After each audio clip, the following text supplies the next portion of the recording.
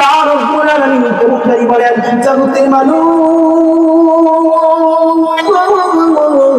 আমি আল্লাহ তোর এত নিয়ামত দিলাম, কিন্তু বুড়ার চাইতে তুই নিকৃষ্ট হয়ে গেলি। কেমন জানি বুড়া তার মালিককে প্রকাশ করার জন্য, তার মালিকের কৃতজ্ঞতা প্রকাশ করার জন্য এই সব কিছু করতে রাজি আছে, তবে তুই কিন্তু ইন্নাল ইনসানা লিরাব্বিহি লাকানুন।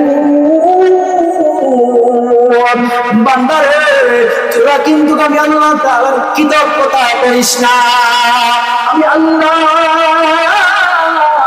আসমানের চাইতে তোদেরকে বেশি সুন্দর করে বানাইছি, জমিনের চাইতে সবচেয়ে সুন্দর করে বানাইছি। আমি আল্লাহ কিন্তু যেই কসম খেয়েছি অশ্বরাজি, সেই অশ্বরাজির সবচেয়ে এদের চাইতে আমি আল্লাহ করে বেশি সুন্দর করে বানাইছি। আমার আল্লাহ কেমন জানি বলে জগতের মানুষ তুই তোর নিজের দিকে তাকাইয়া দেখ, হাত দিলাম, পাও দিলাম, চোখ দিলাম, দিল দিলাম, আমি আল্লাহ যে হাত দিয়েছি তুই দেখ, যে হাত দিয়ে তুই নড়াচড়া করতে পারিস, আমি আল্লাহ তোরে চক্ষু দিলাম, চক্ষু দিয়া সুন্দর নিয়ামত দেখতে পারিস। আমি আল্লাহ তোরে জবান দিলাম, এই জবানের মধ্যে তুই তিতা জিনিস পৌঁছরিস দেখ, তোর এই জিহ্বার স্বাদ গ্রহণ করতে পারে, বুঝতে পারে এইটা এখন পিতা জাতীয় জিনিস, তোর জিহ্বার মধ্যে যদি মিষ্টিও জাতীয় কোনো জিনিস দেয় সেটাও বুঝতে পারিস। বান্দারে এই সব নিয়ামত দিয়েছি আমি আল্লাহ।